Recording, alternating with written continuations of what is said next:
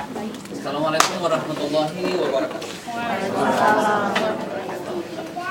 Alhamdulillahirabbil alamin wassalatu wassalamu ala asrofil anbiya'i wal mursalin wa ala alihi wa sahbihi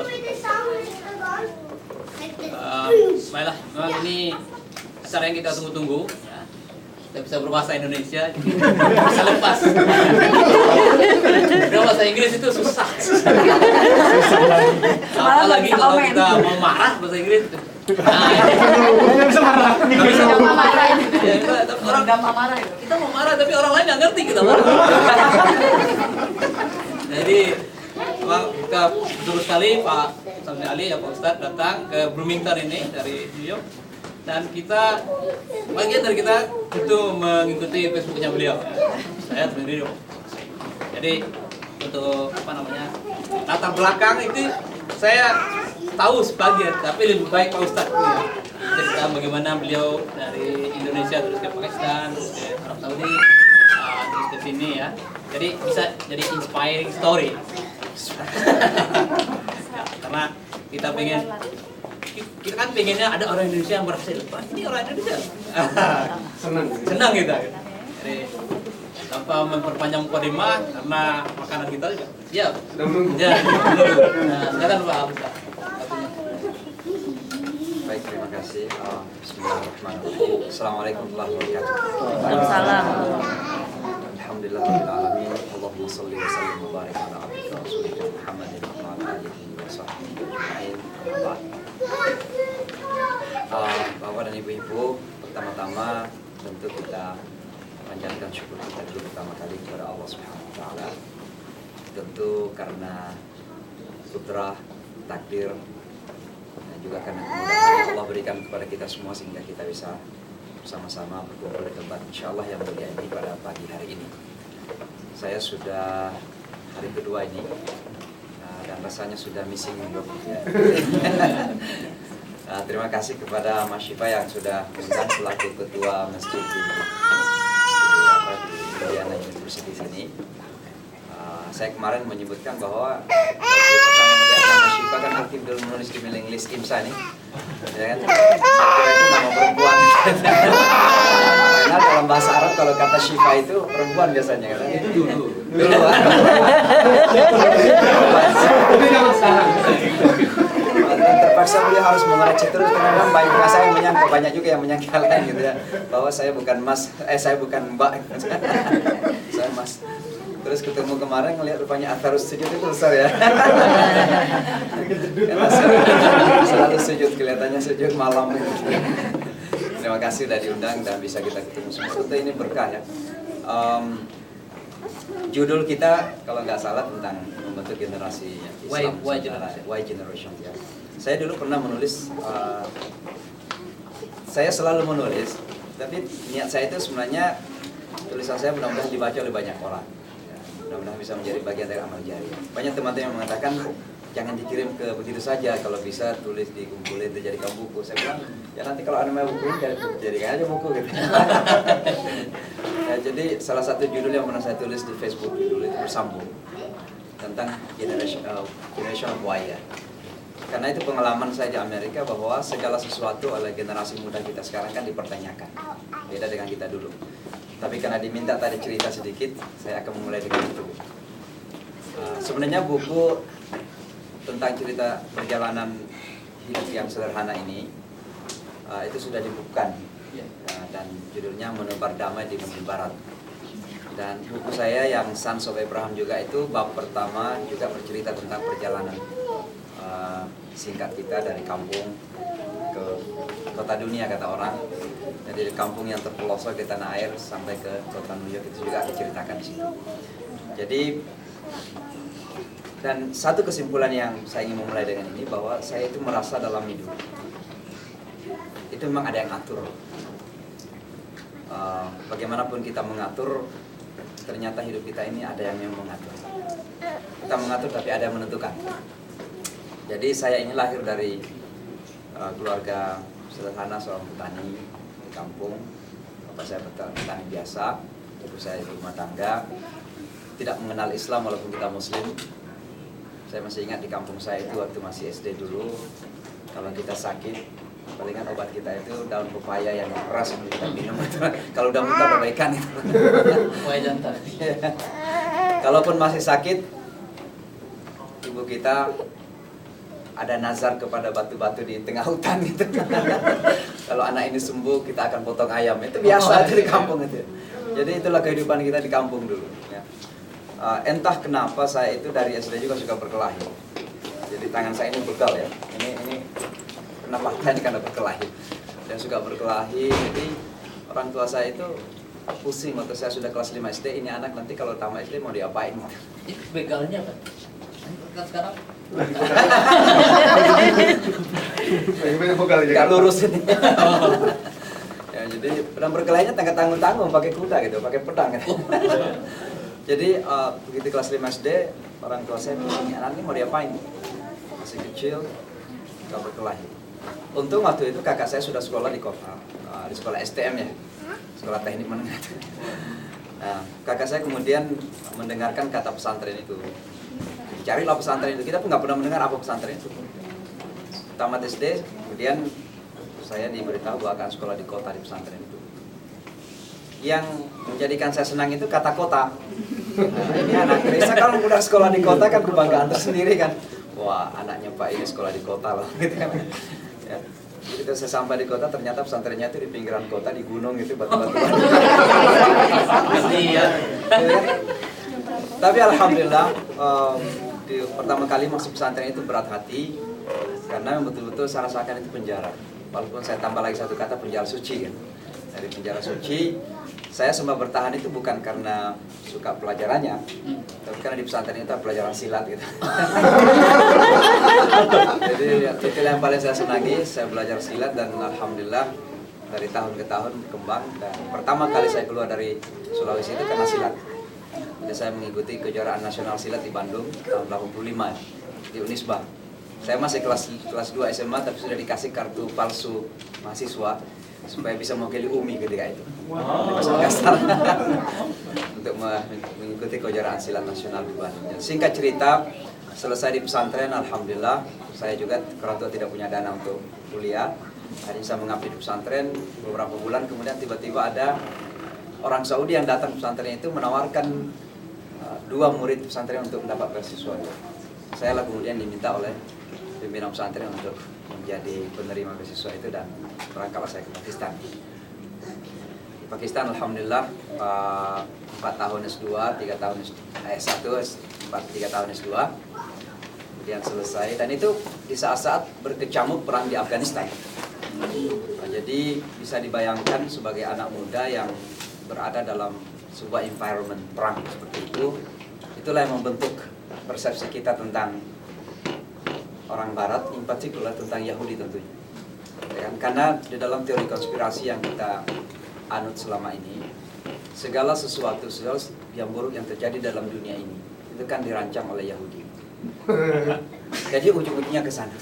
Walaupun perang Afghanistan itu adalah invasi Uni Soviet ke Afghanistan, ya ujung-ujungnya itu kan desain Zionist International untuk mengambil alih dunia Islam, kan begitu yang kita dengarkan.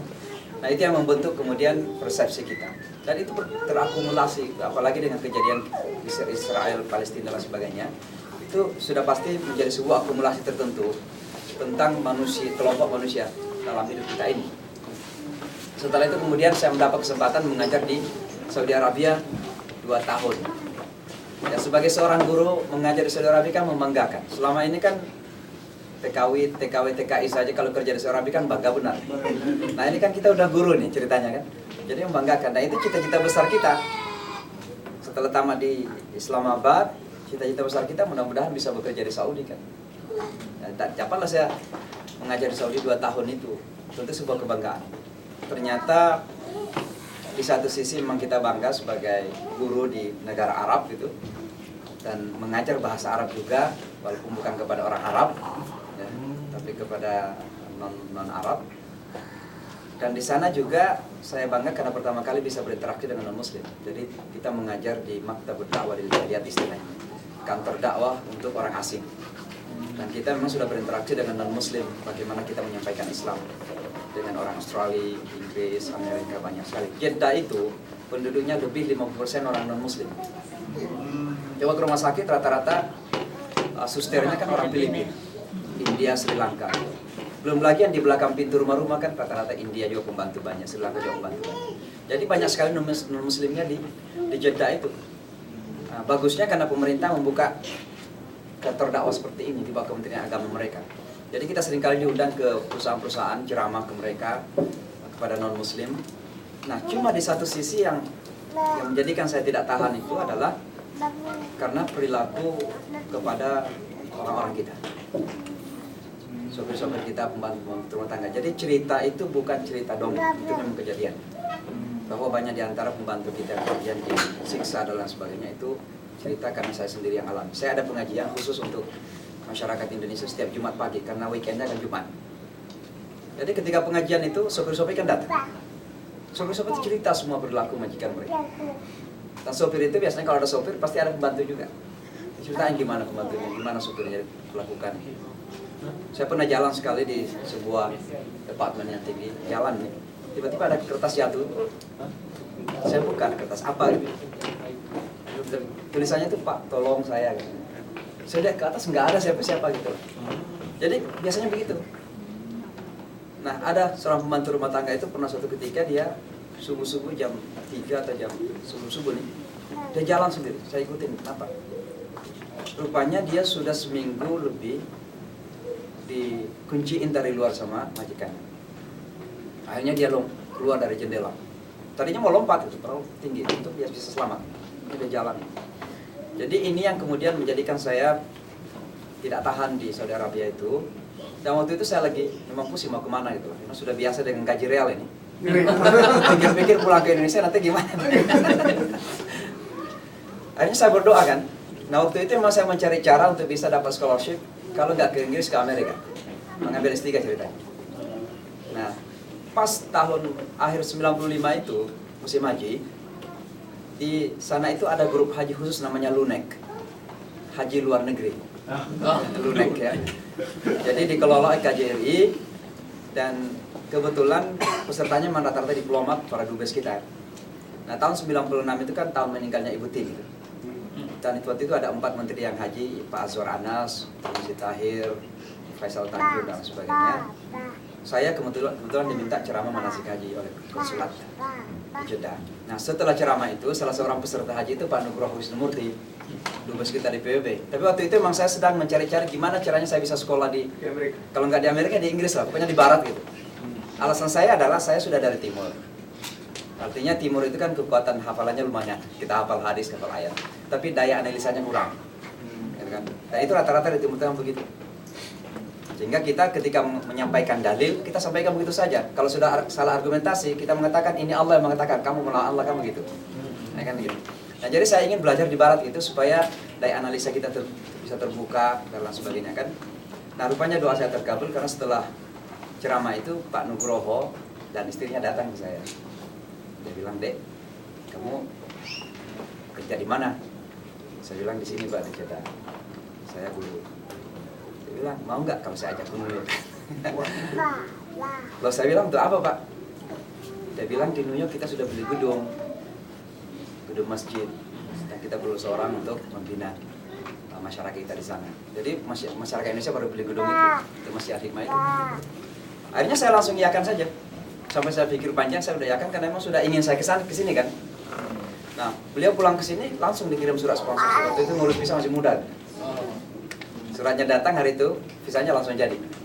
Nah, istri kemudian saya minta pulang ke Indonesia, langsung saya ke sini. Nah, itu cerita singkatnya sampai saya di sini. Nah, sampai di sini tentunya banyak hal yang berkecamuk dalam pikiran kita. Karena persepsi kita tentang the other selama ini kan ya begitulah. Bahwa Amerika itu kan negara yang kita kenal anti-Islam, tidak ada toleransi kepada agama dan lain sebagainya. Sehingga kekhawatiran itu tetap ada. Nah, ternyata ketika saya sampai di sini, keadaan itu berbeda. Kita dapatkan bahwa kebijakan luar negeri Amerika, dan ini bukan cuma kita saja mengatakan demikian, memang dalam banyak hal kita tidak setuju. Yang selalu mendukung misalnya kebijakan Israel dan sebagainya kan. atau misalnya serangan ke Irak dan sebagainya.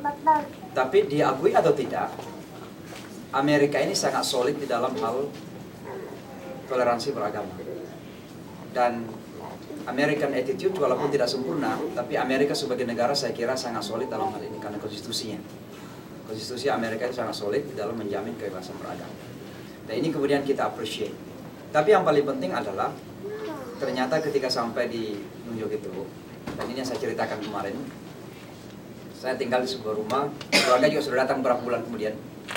Sebuah rumah tetangganya itu orang Irish Catholic, orang tua, 78 tahun, istrinya 76 tahun. Setiap pagi dia keluar itu membersihkan depan rumah dia, driveway, driveway ya. Dan depan rumah kita juga.